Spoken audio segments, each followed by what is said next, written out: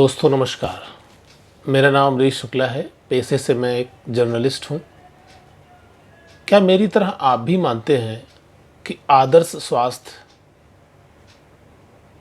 एक बेहतर जीवन शैली, खुशहाल जीवन शैली जीवन का उद्देश्य है? क्या आप भी सेहतमंद जीवन बिताना चाहते हैं? क्या सेहत आपके जीवन की भी प्राथमिकता है? तो ये वीडियो आपके लिए ही है। इस वीडियो में हम जानेंगे आदर्श स्वास्थ्य क्या है और एक आदर्श स्वास्थ्य कैसे प्राप्त किया जा सकता है।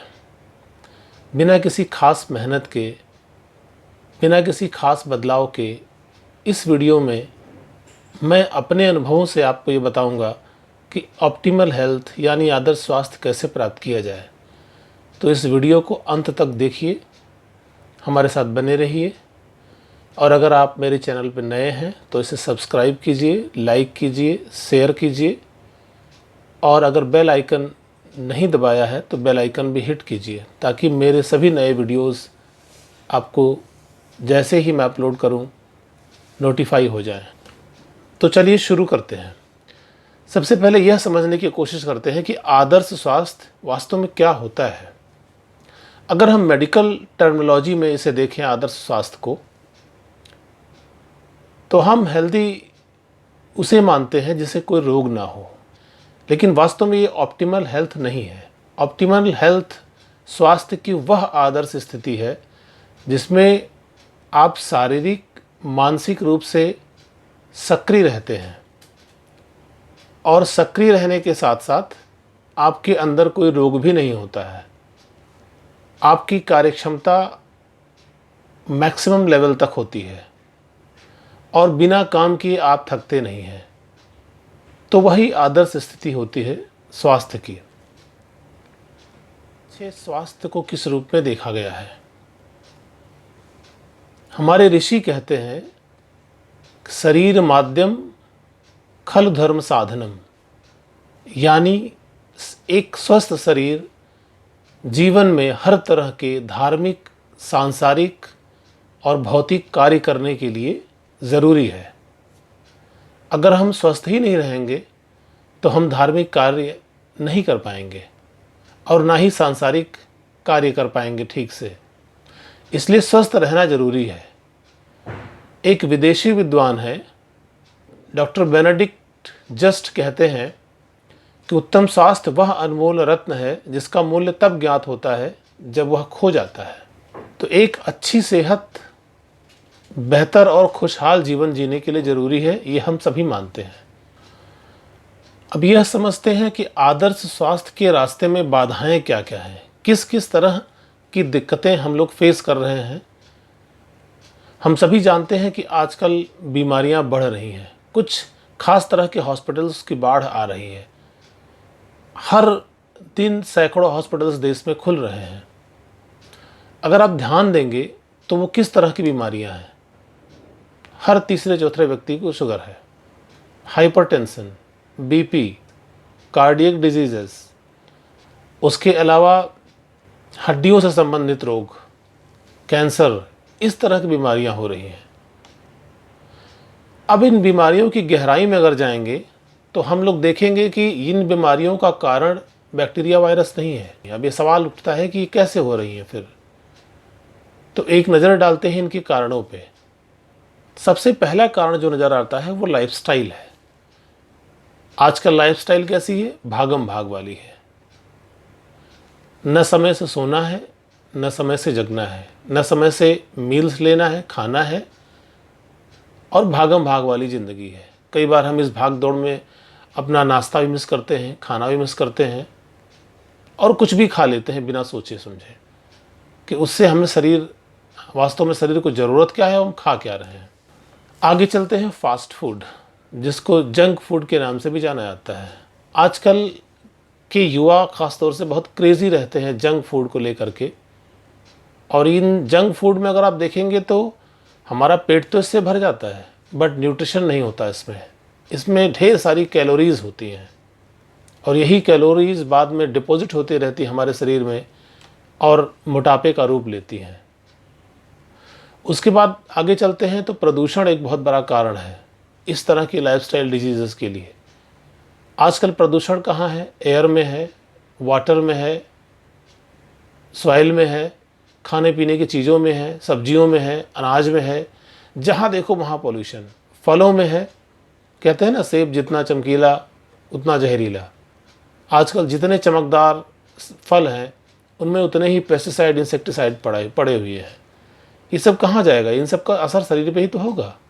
इसके बाद एक बहुत बड़ा कारण आजकल के युवाओं के ऊपर करियर का दबाव है। और जब करियर का दबाव होता है तो पढ़ाई लिखाई में स्ट्रेस होता है, फिर मनचाहा करियर नहीं मिलता तो उसको लेकर तनाव होता है, लाइफ में सेटिस्फाइड नहीं रहते हैं तो उसको लेकर तनाव होता है। तो तनाव भी एक बहुत बड़ा रीज़न है बीमारियों का। तो अब फिर हमारे पास विकल्प क्या है? आइए चलते हैं, देखते हैं। किसी अर्थशास्त्री ने कहा है कि there is no free lunch. दुनिया में कुछ भी फ्री नहीं मिलता। अगर आप देखेंगे तो अच्छी सेहत को भी अर्न करना पड़ता है। अगर हम अर्न को अलग अलग कैटेगराइज करें तो ई से एक्सरसाइज, ए से पॉजिटिव मेंटल एटीट्यूड, आर से प्रॉपर रेस्ट, एन से प्रॉपर न्यूट्रिशन। हमें नियमित एक्सरसाइज करनी है। हम कितने भी बिजी हो जाएं, लेकिन क्या आधा घंटा 35 मिनट अपने शरीर के लिए नहीं निकाल सकते? अगर नहीं टहल सकते, अपने शरीर के लिए आधे घंटे 35 मिनट आप नहीं निकाल सकते, तो आई एम सॉरी टू से आप हेल्दी भी नहीं रह सकते। तो प्रॉपर एक्सरसाइज ज़रूरी है। एक्सरसाइज भी कैसी कि आपकी हार्ट बीट तेज हो, आपको पसीना निकले। अगर केवल आप मस्ती के लिए टहल रहे हैं, आपको पसीना नहीं निकल रहा, आपकी हार्ट बीट नहीं बढ़ रही है, तो वो प्रॉपर एक्सरसाइज नहीं हुई। अब आगे चलते हैं पॉजिटिव मेंटल एटीट्यूड पे। आप किसी चीज़ को, किसी घटना को, किसी के व्यवहार को किस तरीके से लेते हैं, ये भी बहुत इम्पॉर्टेंट है। तो अगर आपका पॉजिटिव मेंटल एटीट्यूड है, अगर आपका नज़रिया सकारात्मक है, तो जीवन में आप बहुत सारी परेशानियों से ऐसे ही बच जाते हैं। तो हमें पॉजिटिव मेंटल एटीट्यूड रखना है अपना। ऐसी बुक्स पढ़नी है जो हमें, हमारे दिमाग को अच्छी खुराक दें, पॉजिटिव सोच दें। ऐसे लोगों के बीच में रहना है जो सकारात्मक हैं, जो हेल्दी हैं, जो पॉजिटिव हैं, जो एनर्जेटिक रहते हैं। ऐसे लोगों से दूरी बनानी है जो नेगेटिव अप्रोच के लोग हैं, जो आपको सिर्फ नकारात्मकता देते हैं। आगे बात करते हैं, हमें प्रॉपर रेस्ट मिलना चाहिए। रेस्ट डॉक्टर रिकमेंड करते हैं 6 to 8 आवर्स की नींद, अच्छी नींद लगातार वाली। होता क्या है कि हम देर रात जगते हैं, भले ही कोई हमारे पास काम ना हो, तो हम मोबाइल पे, लैपटॉप पे, टेलीविज़न में भटकते रहते हैं। हमें भटकना नहीं है। इलेक्ट्रॉनिक डिवाइसेस को आपको तय समय तक यूज़ करना है, उसके बाद आप उसको उठा के रख दीजिए। नींद भले ना आए, लेकिन आप बिस्तर पे एक तय समय पे जाएं, लाइट्स बंद कर दें, थोड़ा डीप ब्रीथ करें और सोने का प्रयास करें। हो सकता है आपको 2-4-5 दिन दिक्कत होती हो, आपको ना नींद आए, लेकिन लगातार अभ्यास करने से आप सफल हो जाएंगे और जल्दी समय से सो पाएंगे। तभी अर्ली मॉर्निंग आप उठ पाएंगे। आगे चलते हैं, एन से न्यूट्रिशन। तो सबसे पहले प्रोटीन। हमारे भोजन में प्रोटीन होता है, विटामिन मिनरल्स होते हैं, फैट होता है, कार्बोहाइड्रेट होता है, वाटर मिलता है, और ये सभी ज़रूरी है। इन सभी का एक रेशियो होना चाहिए। पहले बात करते हैं प्रोटीन की। हम सभी जानते हैं, तमाम रिसर्चेज हैं कि भारत जैसे देश में 100 में 80% लोगों में प्रोटीन की कमी है। और हम सभी जानते हैं ये प्रोटीन हमें पर डे चाहिए। क्यों चाहिए? क्योंकि इसी प्रोटीन से हमारे शरीर में जो टूट फूट होती है, जो sales per day 1 lakh dead होते हैं, इसी प्रोटीन से पर डे 1 लाख नए सेल बनते हैं। और इसको अगर वैज्ञानिक दृष्टिकोण से देखा जाए तो प्रोटीन कितना चाहिए? जितना हमारा बॉडी वेट हो। मान लिया मेरा वेट 90 kg है, तो मुझे 90 ग्राम प्रोटीन पर डे चाहिए। अगर आपका वेट 50 kg है तो आपको 50 ग्राम प्रोटीन पर डे चाहिए। अगर आप अपने दिन भर के खाने का कैलकुलेशन करेंगे तो आपको पता चलेगा आप कितना प्रोटीन ले रहे हैं। प्रोटीन की मात्रा इंडियंस में 50% कम है, कम लेते हैं प्रोटीन। और ऐसे में जब प्रोटीन की डिफिशियंसी होगी तो आसामयिक आपके चेहरे में झुर्रियाँ होंगी, आपका एनर्जी लेवल अच्छा नहीं रहेगा और आप लेथार्जिक महसूस करेंगे। तो प्रोटीन की डाइट हमें बढ़ानी है। नंबर 2 बात करते हैं विटामिन और मिनरल्स की। हम सभी जानते हैं कि हमारे शरीर को 13 विटामिन 11 मिनरल्स ज़रूरी हैं। अगर देखें तो विटामिन मिनरल का भी इनटेक कम है। बहुत सारे ऐसे माइक्रो न्यूट्रिएंट्स हैं जो हम अपने खाने में नहीं ले पाते हैं।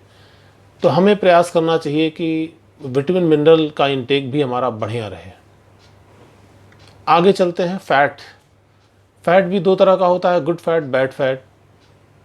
तो फैट में हमें गुड फैट और बैड फैट का रेशियो मेंटेन रखना है। बैड फैट वो होता है जो एक निश्चित टेम्परेचर पे जम जाता है, जैसे डालडा हुआ, बहुत सारे रिफाइंड हैं।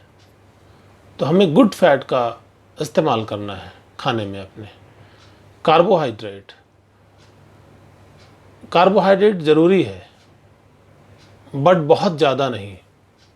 और कार्बोहाइड्रेट की शरीर में कमी भी नहीं होती। कभी नहीं सुना होगा आपने कि कार्बोहाइड्रेट कम हो गया, क्योंकि कार्बोहाइड्रेट हम पर्याप्त मात्रा में ले लेते हैं। चावल में मिलता है कार्बोहाइड्रेट, हमें चीनी में मिलता है, जितनी सफ़ेद चीज़ें उनमें मिलता है। तो हमें प्रयास करना चाहिए कार्बोहाइड्रेट का इंटेक बैलेंस रहे। बहुत ज़्यादा चीनी, चावल ये सब नहीं लेना चाहिए।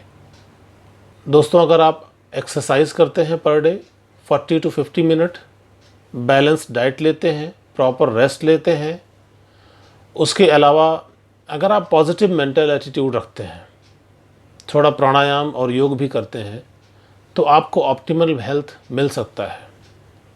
इस वीडियो के डिस्क्रिप्शन बॉक्स में आपको मेरा ईमेल आईडी मिलेगा। आपका कोई सुझाव हो तो आप मुझे मेल कर सकते हैं, मुझे बहुत अच्छा लगेगा। अगर कोई सवाल हो तो आप मुझसे पूछ सकते हैं। अगले वीडियो में हम बात करेंगे कि मैंने कैसे 1 महीने में अपना 10 kg वेट कम किया और आप भी उसे कैसे आसानी से कर सकते हैं। इस वीडियो में अंत तक बने रहने के लिए आप सभी का बहुत बहुत धन्यवाद। अगली वीडियो में जल्द ही मिलते हैं। Thank you. तब तक के लिए खुश रहिए, स्वस्थ रहिए।